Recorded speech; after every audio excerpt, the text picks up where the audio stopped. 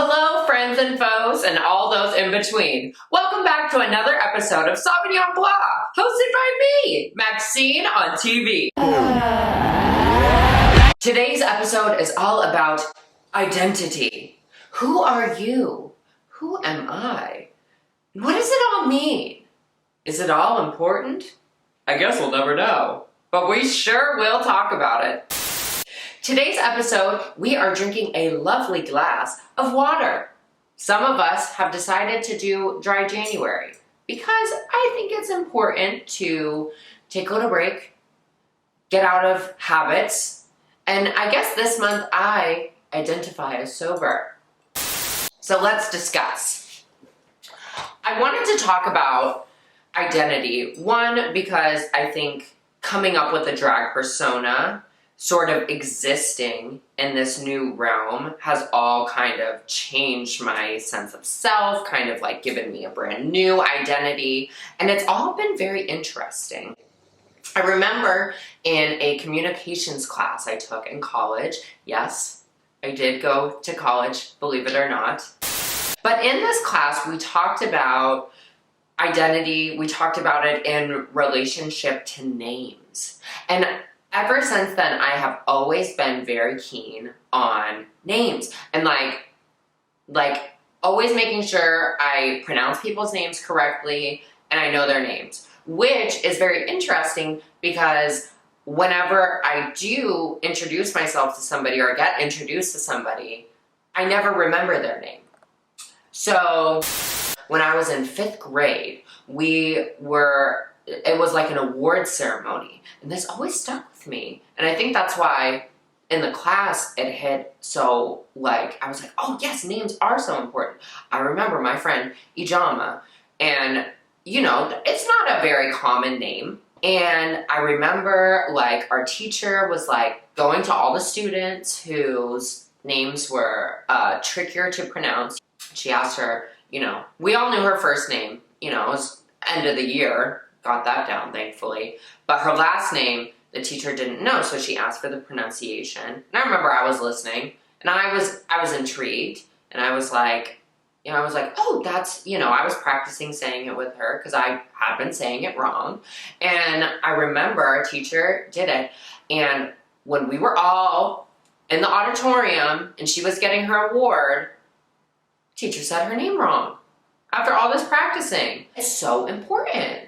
It's so important to hear your name correct, especially when you're getting awarded something so young. It's like, who'd they call? Idel Manzine. I'm gonna swim with words, I'm gonna drown them out. I realized in my last video, I was not drinking anything. I was watching, I was like, you barely drink any of that rosé. And quite frankly, she could have used a little help.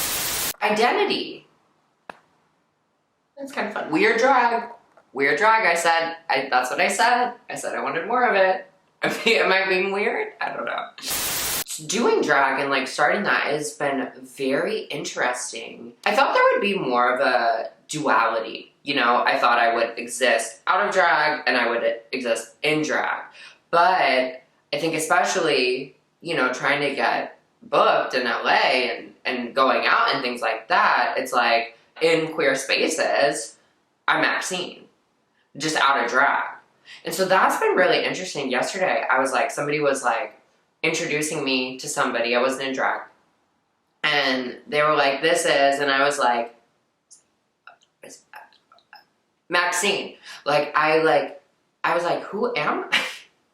Who am I right now? I feel like this character of Maxine has always been me, or at least I haven't truly identified with the ideal that getting in drag brings out this inner diva, or my Sasha Fierce. I feel like I am pretty much the same. I'm definitely cuntier. Or maybe, quite frankly, maybe I don't even realize the kind of differences or thing. On stage when I perform, I'm definitely different. Definitely different than my just regular self. But, as Maxine, I'm just ooh. It's weird. I view my body different. Like, what I'm comfortable with is very different.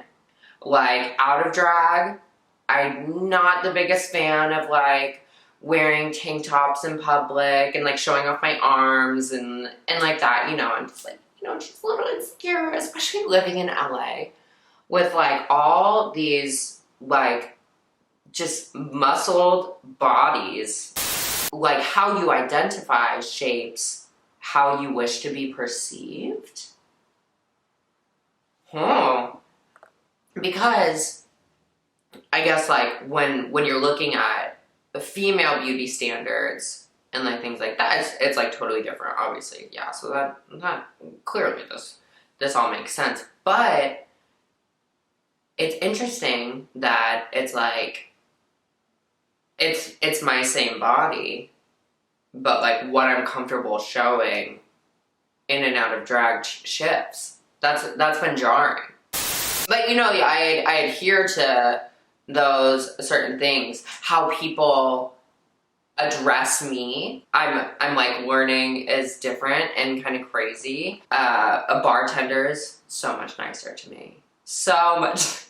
And the same bartenders will, like, literally, I'll be in drag, they're like, hey, you know, what can I get you? Even if I'm not performing, like, if I'm, like, you know, I'm just, like, out in drag and they're, you know, like, work diva, you know, I'll go out to the bars, just my little twink self, and they're just like, what do you want? You know? I'm like, damn. I think it's important to know who you are, and I think it's important to have a sense of self, because with that comes your morals and values. And if you're kind of just, like, dipping your toes and, like, well, that, you know, makes sense. Like, if you don't have a strong sense of, if you have, what is it in Hamilton? If we're to fall for, if you ain't got nothing, what is it? I feel like that's the only thing that's, like, they're like, what's the purpose of life? Maybe giving yourself a purpose. Like, helping others is good, being kind to people is good, but the purpose of life is just find something you do. Find something you like, because who the hell knows what we're here for? We may never know, quite frankly. There may be no reason. Lighting the mood. We don't choose our own destiny. There are way too many factors in the way for us to be in total control. But we do have control over how we identify and how we view ourselves and how we want to be perceived. And that's, I think, where you can find strength. I think that's what I've found to be the best tool in, like, confidence. And I'm not the most confident person at all, but in drag, you can't tell me shit. Like, I could look busted, broken, nasty, and I'll still feel like that bitch. Because I am. I don't care. Like, I think it's important. It's, like, to really just not care about what people think about what you're presenting, because you love it so much and because you stand by it. That's true confidence. And that all comes from your sense of identity. And that's why I think it's so important. You know, I'm happy to have grown up in a generation where we are allowed to be selfish, where we're allowed to put our needs first, you know? What other people view you, how they view you, is their business. It's their business. How I view myself and how I present myself is my business. And we can leave it at that. Why can't we leave it all at that? Everybody has to say something. Everybody has to, you know, this, I think this, I think that. Great. Great. Why are you trying to change the world? The crazy part is, is all this subtext is how I feel about the Mean Girls movie. When you're sitting down for, let's say, a musical movie based on the Broadway musical adaptation of a film, you know, we've all seen a couple. Why can't you just sit down and have fun? Everybody's like, I wish this were different, I wish this were this. And granted, don't get me wrong, I do too. It wasn't perfect, right? But they already made the film. They already made it. What are they gonna do? Go back and be like, you know what? James from Kentucky, and let me say something about James from Kentucky. I respect their beliefs and opinions, and I respect James's identity. I'm not negating that. But James, lighten up a bit. Yeah, I get it. The score didn't really pack a punch like the musical, and they kind of watered it down, giving it kind of a little teeny bopper aesthetic. But God, when Renee Rapp was in that fucking snow angel Halloween costume, or till somebody gets hurt, I mean, that should have been enough. How does this relate to identity? Me identifying as a very annoying and unapologetic theater girly. I love musicals. I love them. And when people say they don't like musicals, fine. But why can't you just say, I don't like to have fun? You know, people are like, it's not realistic. You know, like, people don't just jump into song and, like, do that. Well, do superheroes exist? Can somebody sling spider webs out of their freaking things, or when they get angry they turn into a big green monster? No. That can't happen either. Y'all love those movies. Then it comes, everybody got something to say about the musical. Everybody's an expert. Y'all are identifying as experts now? I feel like I should start every episode with my hot takes, the pressing matters of the moment, because I have a lot. And there's always something new. And quite frankly, I am being so hypocritical, because if there is one thing I love to do, it is complain. I will always find something to complain about, you know? As somebody's at work, is everything okay? Are you doing good? No, I could be better. It's interesting, though, that you are, I guess you would describe it like you're your most yourself when you're a kid. Like, you have nothing, like, really holding you back. Nobody's, like, told you anything is, like, wrong and right and, you know, the confounds of society. And so, like, who you are, though, is, like, so unshaped from from like societal norms and all things like that. So you are like your most authentic self, but you don't necessarily have a sense of your own identity. I guess we'll wrap it up there. You know, because if there's one thing a drag queen is here to do is pose philosophical questions on identity.